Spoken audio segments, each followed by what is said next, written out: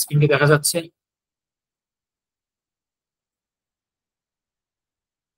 জি sir, দেখা যাচ্ছে।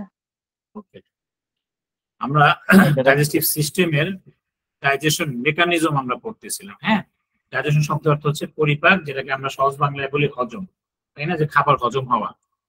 এই খাবার হজম মানে হচ্ছে আমরা যে খাবারটা খাই, আমরা ভাত খাই, রুটি খাই, মাছ খাই, গোস্ত খাই, ফল খাই, যাই খাই না কেন, এই খাবারটা হচ্ছে অনেক জটিল একটা খাবার। মানে জটিল বলতে এখানে খাবারের যে অণুগুলো থাকে অনেক বড় অণু, অনেক জটিল একটা কম্বিনেশন মিলে থাকে।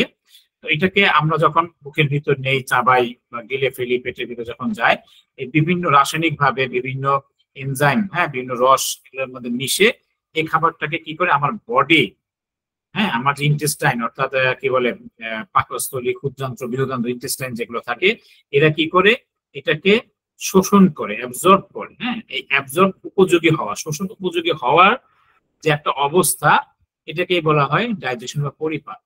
আমরা গত ক্লাসে পরিপাকের সংজ্ঞা পড়েছি এবং এর উদ্দেশ্য পড়েছি, অ্যাবজর্পশন পড়েছি, এবং এটাকে হওয়ার জন্য যে আমাদের কি বলে বিভিন্ন রস লাগে, কেমিক্যাল গুলো প্রয়োজন হয়, এটাকে ডাইজেস্টিভ জুস বা পাচক রস বলে। এই পাচক রসগুলো সম্পর্কে আলোচনা করেছি। যেমন পাচক রসগুলো হচ্ছে স্যালাইভা বা লালা, গ্যাস্ট্রিক জুস বা পাকস্থলী রস, প্যানক্রিয়াটিক জুস, ইন্টেস্টিনাল জুস যেটাকে সাক্কাস এন্টেরিকাস বলা হয়, এবং বাইল, পিত্তরস। হ্যাঁ, এবং এগুলোর সমন্বয়ে প্রথমত হচ্ছে আমাদের যে মেইন সোর্স, আমরা খাবারের জানি যে ছয়টি উপাদান থাকে। এর মধ্যে তিনটি হচ্ছে প্রধান উপাদান নিউট্রিয়েন্ট, একটা হচ্ছে কার্বোহাইড্রেট, বাংলায় বলে শর্করা বা শ্বেতসার, এটা হচ্ছে প্রোটিন, আমিষ, এবং আর হচ্ছে ফ্যাট বা চর্বি, তাই তো, বা স্নেহ জাতীয় পদার্থ। তো এই যে কার্বোহাইড্রেটটা, এটা জটিল অণু অর্থাৎ বড় অণু থেকে কিভাবে ভেঙে ভেঙে কোন পর্যায়ে আসলে আমার বডি উপযোগী হয়, এই টোটাল কার্বোহাইড্রেটটা আমরা শেষ করেছিলাম গত ক্লাসে।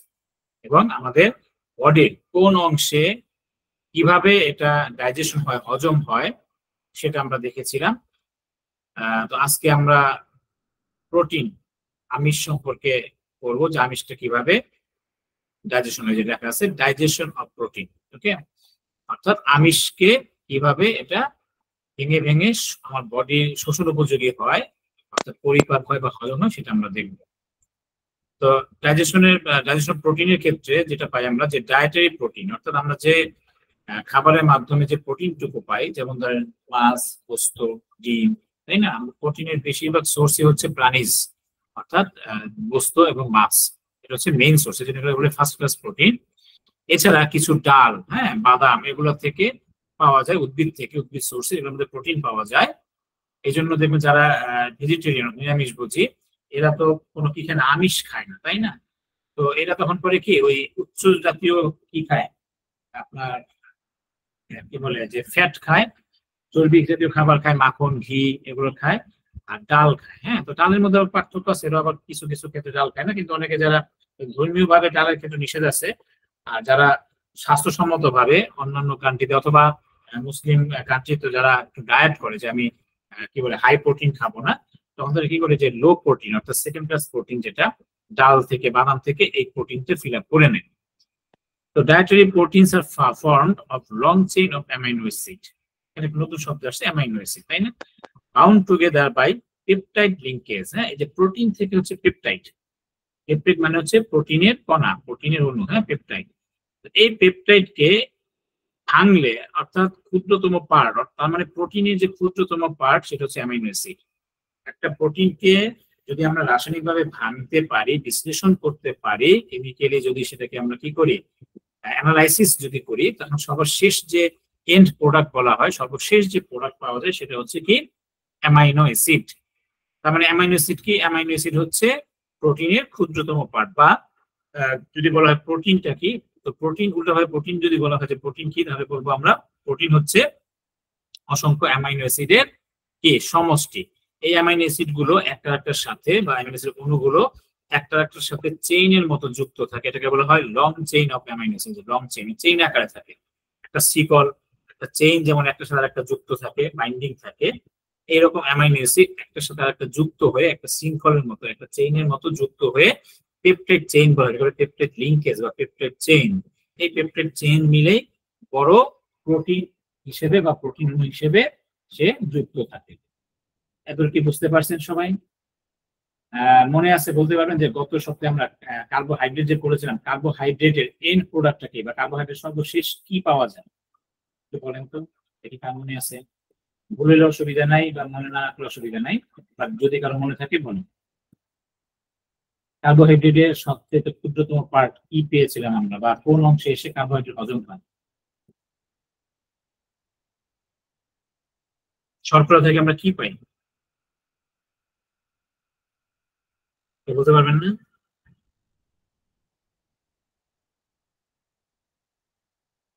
না পারলে অসুবিধা নাই, মনে না থাকতে পারে। Sir glucose. Right, glucose. কার্বোহাইড্রেটের সবচাইতে একদম শেষ প্রোডাক্ট, এন্ড প্রোডাক্ট হচ্ছে গ্লুকোজ। এই গ্লুকোজটা এবং আপনার বেশিরভাগই গ্লুকোজ আকারে আসে। এছাড়াও আমরা ফল থেকে দেখেছিলাম বা অন্যান্য দুধ থেকে দেখেছিলাম, সে ফর্মটা কি মনে আছে?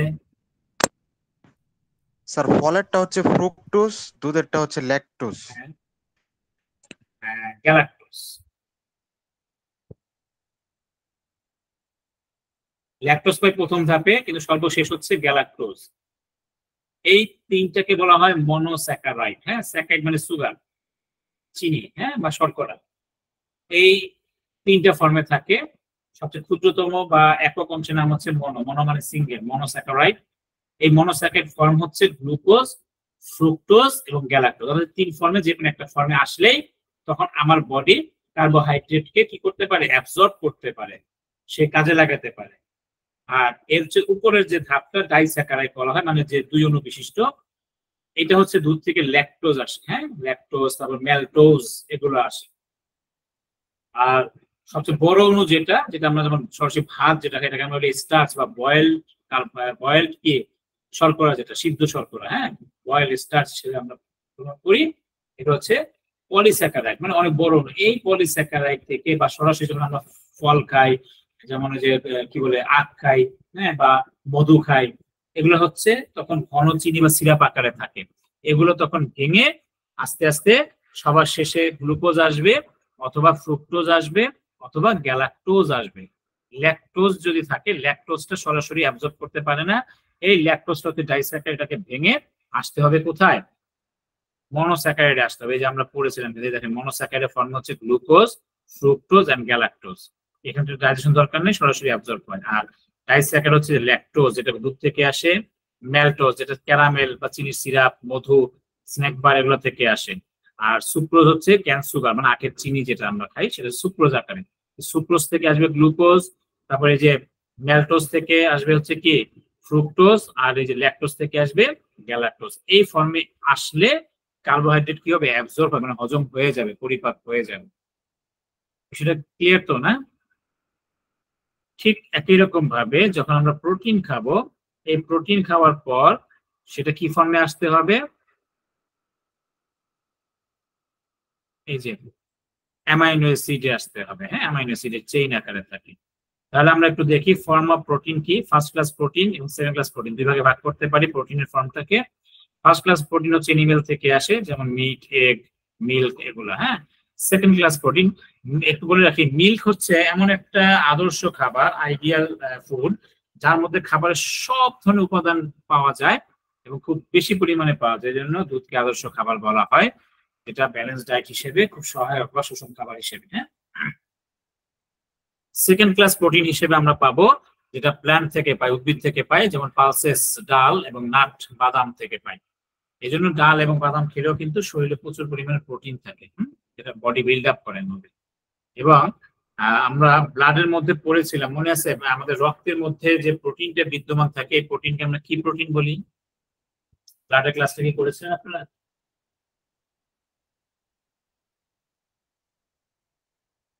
মনে আছে কারো? Sir amino acid. Amino acid থাকে, সেটা পুষ্টি হিসেবে নিউট্রিয়েন্টের মধ্যে থাকে।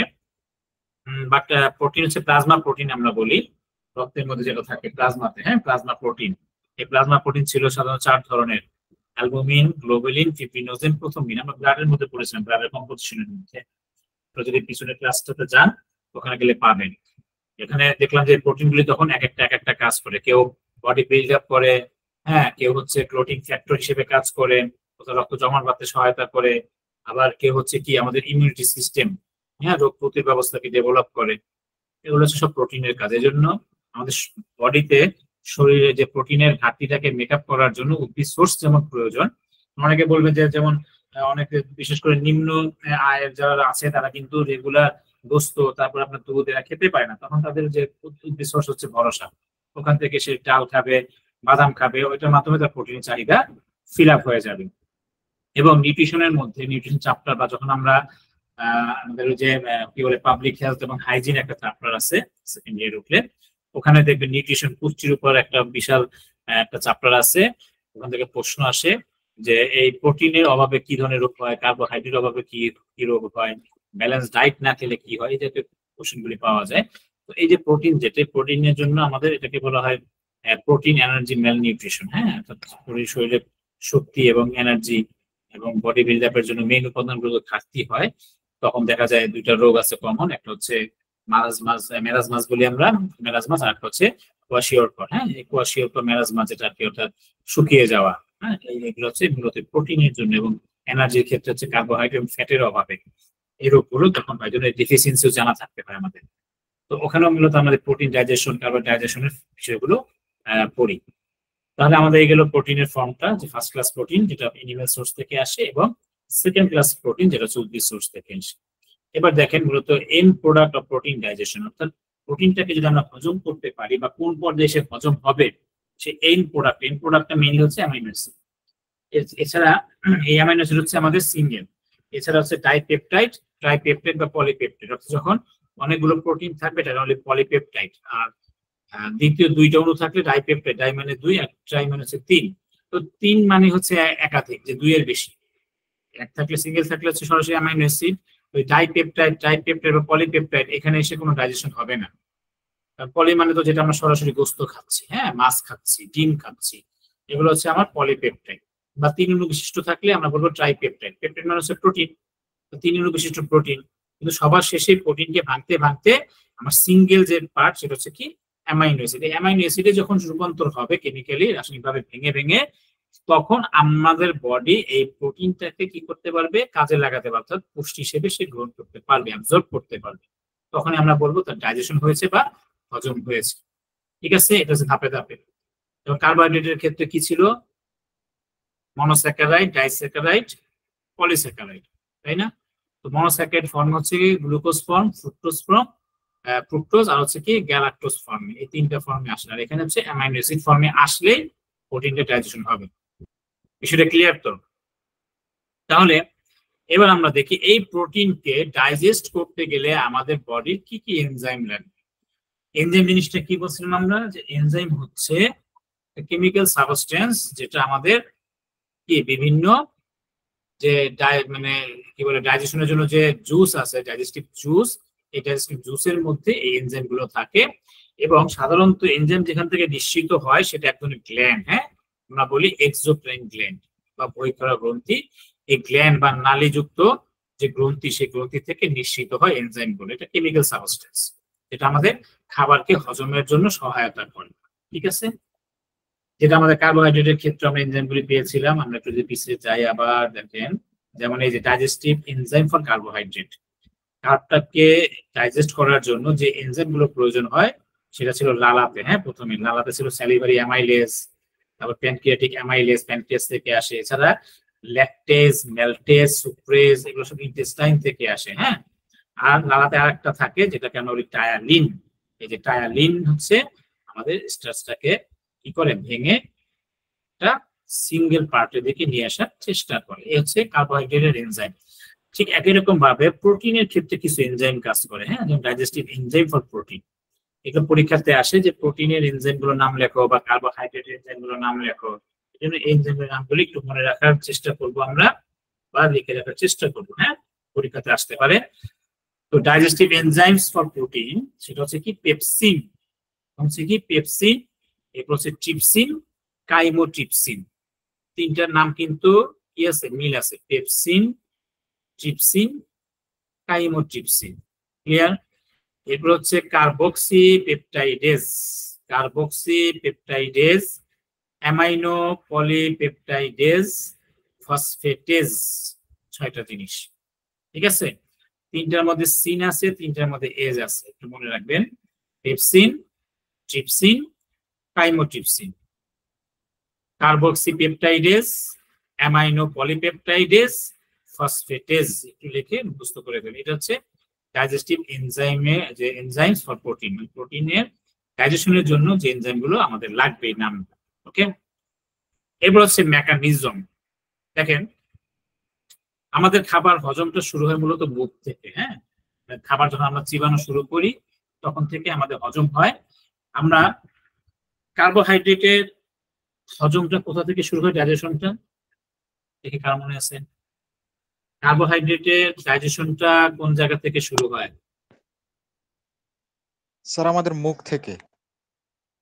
মুখ থেকে, রাইট। এই জন্য দেখবেন আমরা যখন ভাত খাই, শুধু ভাত খাবেন, অন্য কিছু লাগবে না, শুধু ভাত আপনি মুখে নিয়ে চাবাবেন, একটু চাল চাবাবেন, একটু মুড়ি, চিড়া, বিস্কিট, হ্যাঁ, তারপরে হচ্ছে গিয়ে আপনার রুটি, দেখবেন চাবানো চাবানো শেষ হয়ে গেলে যখন নালা দিয়ে মিশে যাবে একটু কি বের হয়, একটু মিষ্টি মিষ্টি ভাব শুরু হয়, তাই না?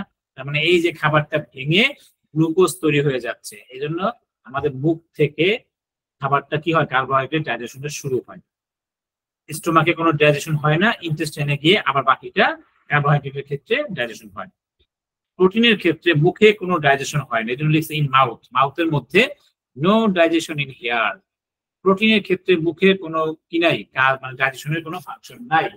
এটা কি করবে, ওই চিবাবে, নরম করবে, একটু লালা দিয়ে মিশ্রিত করবে, কোনো জীবাণু থাকলে জীবাণুটাকে সরায় ফেলবে, হ্যাঁ, অনেক ব্যাকটেরিয়া থাকে আর কি, যেগুলো ব্যাকটেরিয়াকে মেরে ফেলবে, এগুলো কাজ করে, নরম করবে। প্রোটিনের ক্ষেত্রে ডাইজেশন শুরু হবে কোথা থেকে, স্টোমাক থেকে। এই যে এই জন্য মাউথের পরে হচ্ছে আমাদের ইন দ্য স্টোমাক। স্টোমাকের মধ্যে প্রোটিনের কি অবস্থা হয় দেখেন, আমরা প্রোটিনটা খেলাম, প্রোটিন বলতে কি কি খেলাম, যা যা আছে, যে উদ্ভিদ সোর্স কি, ওই যে প্রাণী সোর্স, মাছ, বস্তু, ডিম, দুধ, ওদিকে ডাল, বাদাম, প্রোটিন যেখান থেকে পাই আমরা এটা খেলাম। তার মানে আমার বডি চিনল প্রোটিন। আমাদের জিহ্বা, আমাদের চোখ, আমাদের নাক, হ্যাঁ, আমরা এগুলো চিনলাম কি, ভাত খাচ্ছি, রুটি খাচ্ছি, গোস্ত খাচ্ছি, কিন্তু আমার বডি চিনল কি, আমি প্রোটিন খাচ্ছি, কার্বোহাইড্রেট খাচ্ছি। তার মানে আমার মাউথ প্রোটিন পেলো, সে প্রোটিনের কোনো ডাইজেশন করতে পারলো না, সে পাঠিয়ে দিল কোথায়, স্টোমাকে। তো স্টোমাক কি পেলো, প্রোটিন পেলো। এই প্রোটিন পাওয়ার পর এবার সে কি করবে, স্টোমাক থেকে 2টা রস নিঃসৃত হয় মূলত। একটা হচ্ছে এই যে এনজাইম পেপসিন, পেপসিনটা কি ছিল, এনজাইম ছিল। এই দেখেন আমাদের ডাইজেস্টিভ এনজাইমস ফর প্রোটিন, এই যে পেপসিন। তার মানে এই পেপসিন এনজাইমটা কোত্থেকে নিঃসৃত হয়, কোন জায়গা থেকে নিঃসৃত হবে বলেন, দেখে বলেন, কোন জায়গা থেকে? Sir stomach. স্টোমাক থেকে, যে স্টোমাক থেকে পেপসিন নিঃসৃত হলো, এটা এনজাইম। হ্যাঁ, এই যে মাঝখানে মানে হচ্ছে প্রোটিনটাকে সে বিশ্লেষণ করার জন্য, ডাইজেশন করার জন্য সে হেল্পার হিসেবে আসলো, হেল্পিং হ্যান্ড হিসেবে আসলো কি, এই পেপসিন আসলো। পেপসিনটা কি, পেপসিন হচ্ছে এক ধরনের এনজাইম, প্রোটিনকে ডাইজেস্ট করার জন্য এক ধরনের এনজাইম, যেটা স্টোমাক থেকে নিঃসৃত হয়। পাশাপাশি স্টোমাক থেকে আরেকটা রস নিঃসৃত হয়, এনজাইম হিসেবে আসে, এটা এনজাইম হিসেবে আসে, এটা হচ্ছে হাইড্রোক্লোরিক অ্যাসিড। এটা এক ধরনের অ্যাসিড, খুব শক্তিশালী অ্যাসিড। আমাদের আশেপাশে যত অ্যাসিড আছে, sulphuric acid, hydrochloric acid, nitric acid, সব শক্তিশালী অ্যাসিড।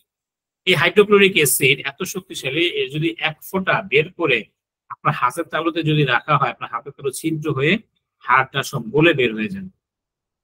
বুঝতে পারছেন এটা কি পরিমাণ শক্তিশালী? দেখেন, এই যে আমরা যখন নির্দিষ্ট সময়ে খাবার খাই, আমাদের ক্ষুধা যখন লাগে, এই ক্ষুধা লাগা বিষয় একটা দেখবেন, পেটের মধ্যে সময় টাকাটা কি করে, বুটবুট শব্দ হয়, হঠাৎ করে ক্ষুধার একটা ডাক দেয়। এই সময়টা হচ্ছে যখন ক্ষুধাটা লাগবে, তার মানে ওই যে আপনার হাইড্রোক্লোরিক অ্যাসিড সে কি করবে, নিঃসৃত হয়ে যাবে অটোমেটিক্যালি পাকস্থলী থেকে। এটা কি করে, পাকস্থলী খাবারের সাথে যে জীবাণু যদি থাকে, কোনো ব্যাকটেরিয়া, হ্যাঁ, কোনো ভাইরাস, অন্য কোনো যদি জীবাণু থাকে, এই হাইড্রোক্লোরিক অ্যাসিড সে জীবাণুকে মেরে ফেলে এবং খাবারটাকে কি করে, খুব সহজে গলিয়ে ফেলে। যদি আমরা দীর্ঘক্ষণ না খেয়ে থাকি, আস্তে আস্তে তখন কি করে, এই হাইড্রোক্লোরিক অ্যাসিড আমাদের স্টোমাকের যে ওয়াল আছে, হ্যাঁ, স্টোমাকের লেয়ার আছে, এই লেয়ারটা তখন আস্তে আস্তে খাওয়া শুরু করে, মিউকাস মেমব্রেন, তারপরে মাসকুলার মেমব্রেন, এই মেমব্রেন সে খাওয়া শুরু করে। যদি খেতে খেতে সে ওয়ালটাকে গর্ত করে ফেলে, তখন সেটাকে আমরা আলসার, পেপটিক আলসার বলি, হ্যাঁ, বা গ্যাস্ট্রিক আলসার বলি। পাকস্থলীর একটা নাম হচ্ছে গ্যাস্ট্রিক, এই জন্য বলি গ্যাস্ট্রিক আলসার হয়েছে। হ্যাঁ, আসলে পাকস্থলীর মধ্যে কি হচ্ছে, আলসার হয়েছে। তাহলে এই আলসারটা তৈরি হয় আমাদের কি হয়, অনিয়মের কারণে। যদি আমরা না খেয়ে থাকি তখন হাইড্রোক্লোরিক অ্যাসিড খাবার না পেয়ে ওই ওয়াল খাওয়া শুরু করে। এখন একটা মজার ব্যাপার প্রশ্ন আসে যে হাইড্রোক্লোরিক অ্যাসিড সব খাবারকে নষ্ট করে খেয়ে ফেলে বা দীর্ঘদিন না খেয়ে থাকলে আমার ওয়ালটাকে খেয়ে ফেলে, তাহলে এটা তো একসময় যেহেতু আমার পাকস্থলীর মধ্যে থাকে, পাকস্থলী খেয়ে তো পুরো পাকস্থলীটাকে সে খেয়ে হজম করে ফেলতে পারে, মানে একদম কি করে নষ্ট করে ফেলতে পারে, তাই না? পারে কিনা? এখানে বিষয় হচ্ছে দুইটা, একটা হচ্ছে পাকস্থলীর এই ওয়ালটা খুবই মোটা, হ্যাঁ, এবং এর যে বাইরের যে লেয়ার মাসকুলার যে কি বলে মিউকাস মেমব্রেন যে লেয়ার, এই লেয়ারটা প্রতিনিয়ত চেঞ্জ করে। হ্যাঁ, একটা পর মানে ক্ষত হইলো বা একটা কি যখন বের হইলো, তো বেরোর সময় তো সে কি করে কিছুটা ক্ষত করে ফেলে, হ্যাঁ, ওই জায়গাগুলো নষ্ট করে ফেলে। ওই লেয়ারটা খুব দ্রুত ফিল আপ হয়ে যায় এবং এই লেয়ারটা অনেক মোটা হওয়ার কারণে সে পাকস্থলীকে কি করতে পারে না, হজম করতে পারে না। আর যখন সেটা বেরোর সময় হয়, এই জন্য আমাদের ক্ষুধা লাগলে আমরা কি করি, খাবারটা খেয়ে ফেলি, তখন সে ওই খাবারটাকে নিয়ে ব্যস্ত থাকে, পাকস্থলীর ওয়াল গুলাকে সে ক্ষতিগ্রস্ত করতে পারে না। তো যাই হোক, এই হচ্ছে হাইড্রোক্লোরিক অ্যাসিডের কিছু ফাংশন বা ধারণা দিলাম। তাহলে প্রোটিনটা পেপসিন এবং হাইড্রোক্লোরিক অ্যাসিড এই দুইটার সমন্বয়ে এটাকে ভেঙে প্রথম অংশ হচ্ছে প্রোটিওজ তৈরি করে, হ্যাঁ, প্রোটিওজ, এবং পাশাপাশি সে পেপটোন এবং পলিপেপটাইড, ওই যে দেখেন পলিপেপটাইড মানে অনেক বড় অণু, পেপটাইড মানে প্রোটিন, প্রোটিনের বড় অণু এবং পেপটোন তৈরি করে, ঠিক আছে, পাশাপাশি কি প্রোটিওজ তৈরি করে। কোথায়? স্টোমাকে। সে মানে একটা ভাগ সে ভাঙলো, তাই না? দেখেন, আমরা ওই যে গত ক্লাসে কার্বোহাইড্রেট পড়ানোর সময় বলেছিলাম যে এই যে ধাপে ধাপে এক একটা ধাপে যে যাচ্ছে, যেমন আমরা খাবারটা খাচ্ছি বুক থেকে যাচ্ছে সে স্টোমাকে, স্টোমাক থেকে যাচ্ছে প্রথমে সে ডিউডেনাম, ডিউডেনাম থেকে ইন্টেস্টাইনের যে কি জেজুনাম পার্ট, তারপরে কি ইলিয়াম পার্ট, এই পার্টগুলি শেষ করে তখন আর খাবার থাকে না, ওই খাবার তখন হয়ে যায় কি মলের অবশিষ্টাংশ। ওখান থেকে যে ছোবরার মতো আখের যে ছোবরা থাকে না, একদম চুষে চুষে যত প্রকার নিউট্রন থাকবে মানে নিউট্রিয়েন্ট পুষ্টি থাকবে, রস থাকবে, সে নিয়ে যাবে। বাকিটা কি অবশিষ্ট অংশ সে মল আকারে আস্তে আস্তে বৃহদন্ত লার্জ ইন্টেস্টিন দিয়ে বের করে দিবে এবং প্রতি পার্টে সে শাক হইতে থাকবে, শোষিত হইতে থাকবে, হ্যাঁ, অর্থাৎ যত পরিমাণ নেওয়া যায় পুষ্টি সবার শেষে সে মল আকারে বডি থেকে বের হয়ে যাবে। তো এই যে পার্ট গুলো যেখানে এগুলো কি করে ডাইজেশন করে, যে পার্টে, এটা হচ্ছে আমরা যে চালের গুঁড়া ব্লেন্ড করি বা যারা ঠেকেই দেখছে কিনা, ঠেকির মধ্যে যারা চালের গুঁড়া করে, দেখেন যখন চালের প্রথমে যে চালটাকে গুঁড়া করা হয় বা ফার্স্ট টাইম যে ব্লেন্ড করবেন, সব ব্লেন্ড কিন্তু মানে একবারে কিন্তু পুরো অংশটা ব্লেন্ড হয়ে যায় না। ওই ব্লেন্ডের মধ্যে কিছু গুঁড়া থাকে, কিছু কণা থাকে, কিছু বড় কণা থাকে, এটাকে আমরা চালনি দিয়ে মেন গুঁড়াটাকে বের করে দিই। ঠিক এরকম ভাবে মুখে হোক পাকস্থলীতে হোক যেখানে থাকুক, ফার্স্ট পার্টে কি হবে, সে একটু ছোট কণায় হবে, অনেক সময় কিছুটা একদম হজম উপযোগী চলে আসবে, বাকিটা কি করবে পরবর্তী ধাপে চলে যাবে, ওখানে গিয়ে বাকিটা আবার বিশ্লেষিত হবে। তাহলে ঠিক একই রকম ভাবে এই যে স্টোমাকের মধ্যে প্রোটিনটাকে ভেঙে একটা পার্টে প্রোটিওজ, পেপটোন আর কি হচ্ছে পলিপেপটাইড, তাই না, তিনটা ভাগে ভাগ হলো, তাই তো। এরপর সে চলে আসলো ডিউডেনাম। ডিউডেনাম হচ্ছে ইন্টেস্টাইনের ফার্স্ট পার্ট, যেটা স্টোমাকের পরের অংশটাই। এই ডিউডেনামের মধ্যে পলিপেপটাইডটা ডিউডেনামের কোনো কাজ নেই, এই পলিপেপটাইডের ডিউডেনাম হয়ে স্মল ইন্টেস্টিনে চলে যায়, অর্থাৎ ডিউডেনাম পরের অংশ। ডিউডেনামটাও যদি স্মল ইন্টেস্টিনের পার্ট, বাট এটাকে স্টোমাকের পর ধরাতে এটা আলাদা করে আমরা লিখেছি। আর বাকি যে পার্ট অর্থাৎ যে ইলিয়াম জেজুনাম যেটা, এটাকে আমরা বলছি স্মল ইন্টেস্টাইন। তাহলে এই কোনটা, এই যে এইটা পলিপেপটাইডটা সোজা চলে আসে স্মল ইন্টেস্টাইনে, আর এই যে পেপটোন আর পলিপেপটাইড এটা দ্বিতীয় ধাপে ডিউডেনামের অংশে এসে আবার একটা কি হবে, গুঁড়া হবে, মানে একটা ভাঙবে। সেটা হচ্ছে কি, এখানে লাগবে আমার ট্রিপসিন এন্ড কাইমোট্রিপসিন এনজাইমগুলো লাগবে। এটা তখন কি করবে, এই প্রোটিওজকে ভেঙে অ্যামাইনো অ্যাসিড করে দিবে এবং বাকি গুলো কি হবে পলিপেপটাইড আসবে। তাহলে অ্যামাইনো অ্যাসিড হওয়া মানে কি, আমার এই অংশটাই ডিউডেনাম থেকে এই অংশটুকু কি হয়ে গেল, ডাইজেশন হয়ে গেল, সে অ্যাবজর্বে চলে যাবে। বাট এখান থেকে যে বাকি পলিপেপটাইড পেলাম আর ওই যে স্টোমাক থেকে যে পলিপেপটাইড পেলাম, এই সব পলিপেপটাইড মিলে চলে আসবে কোথায়, যে ডিউডেনামের পরের অংশে, পরের স্মল ইন্টেস্টাইনের অংশে, অর্থাৎ জেজুনাম, ইলিয়াম, এই অংশগুলোতে। এখানে এসে তখন সে কি করবে, আবার এই যে পলিপেপটাইড তখন একে কি করবে, ডাইজেশন করার জন্য আমাদের পেপটাইডেজ এনজাইম লাগবে, সে এসে সবগুলিকে ফাইনাল গুঁড়া মানে ফাইনাল ভেঙে ফেলবে অ্যামাইনো অ্যাসিড। এই অ্যামাইনো অ্যাসিড আসলে তখন টোটাল আমাদের কি প্রোটিনটা কি হয়ে যাবে, ডাইজেশন হয়ে যাবে এবং সে অ্যাবজর্ব উপযোগী হবে। ক্লিয়ার? এই হচ্ছে আমার প্রোটিন ডাইজেশনের মেকানিজম। এতটুকু বুঝতে কারো কোনো অসুবিধা?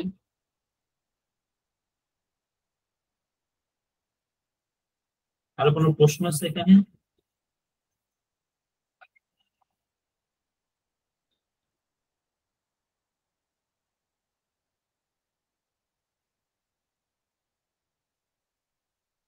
আশা করি নাই হচ্ছে। ওকে, এবার দেখেন ডাইজেশন অফ ফ্যাট। ফ্যাট ডাইজেশনের ক্ষেত্রে আমরা কি করব? এটা একই জিনিস। ফ্যাটের যে ফর্মগুলি আমরা পাই সেটা হচ্ছে কি নিউট্রাল ফ্যাট। হ্যাঁ, এগুলো হচ্ছে কি যে ফ্যাটটা নিষ্ক্রিয় চর্বি বলা হয় এটাকে, যে কোনো কাজে লাগে না।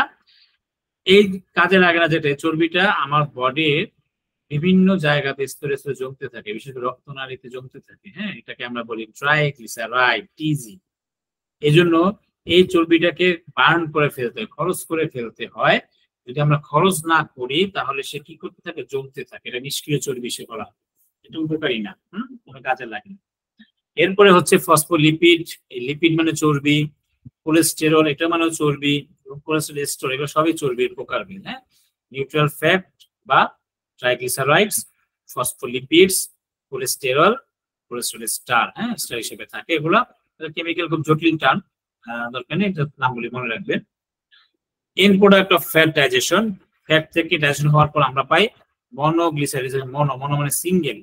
এই মনোগ্লিসারাইডে আসতে হবে অথবা ফ্যাটি অ্যাসিড ফর্মে আসতে হবে। ফ্যাটি অ্যাসিড, ফ্যাট থেকে আমরা পাই ফ্যাটি অ্যাসিড, প্রোটিন থেকে পাই অ্যামাইনো অ্যাসিড, কার্বোহাইড্রেট থেকে পাই আমরা মেইনলি গ্লুকোজ। ঠিক আছে, তিনটা খাবার থেকে তিনটা আইটেম মনে রাখবেন। তাহলে ফ্যাট থেকে আমরা কি পাই, ফ্যাটি অ্যাসিড।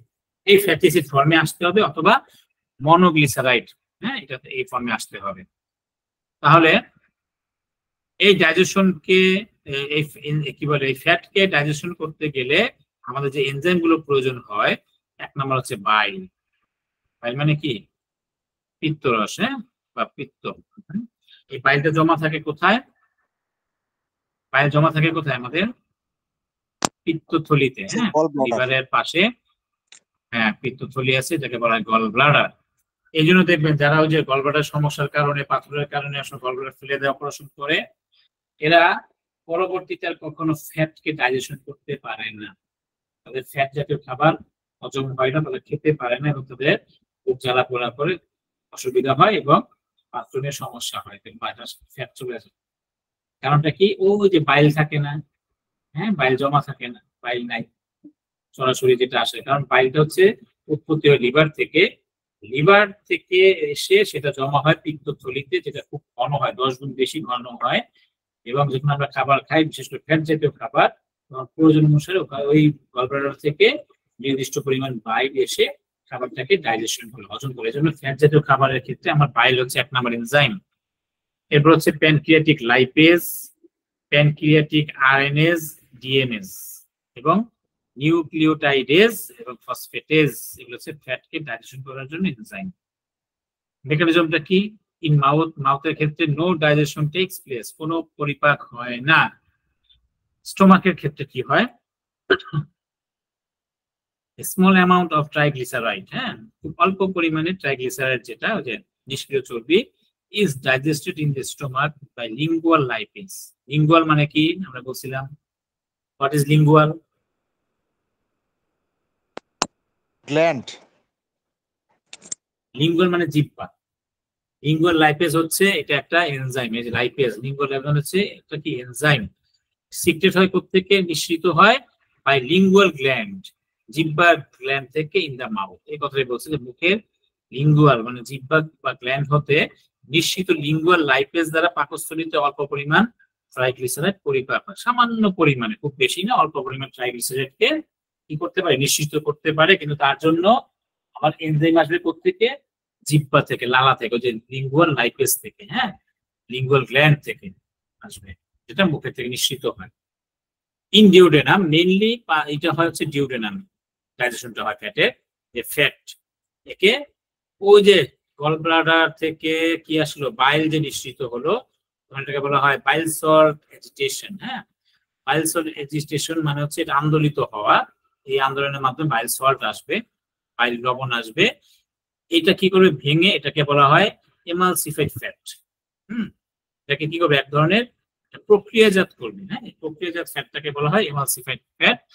এই এমালসিফাইড ফ্যাট পরবর্তীতে স্মল ইন্টেস্টাইনে অর্থাৎ ওই যে ডিউরেমের পরের পার্টটাতে যেটা আসবে এখানে এসে প্যানক্রিয়াটিক লাইপেজ, প্যানক্রিয়াস থেকে যে জুসটা নিঃসৃত হবে এখানে থাকে যে এনজাইমটা, সেটা হচ্ছে প্যানক্রিয়াটিক অ্যামাইলেজ, এসে তখন এই এমালসিফাইড ফ্যাটকে ভেঙে ফ্যাটি অ্যাসিড এবং মনোগ্লিসারাইড এই দুই ফর্মে ভেঙে কি করে হজমকে কমপ্লিট ডাইজেশনকে কমপ্লিট করে এবং অ্যাবজর্পশনের উপযোগী হয়।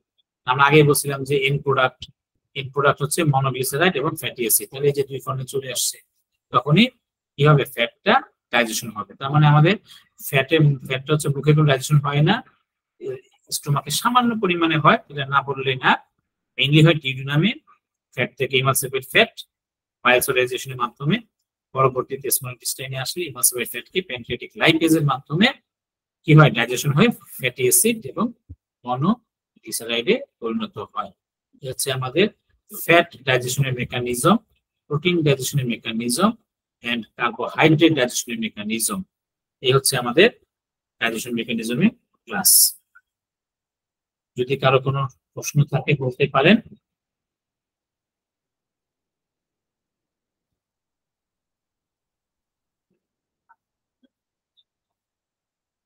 প্রশ্ন না থাকলে আমাদের ক্লাস আছে রেকর্ডিং অফ করব তাহলে। জি।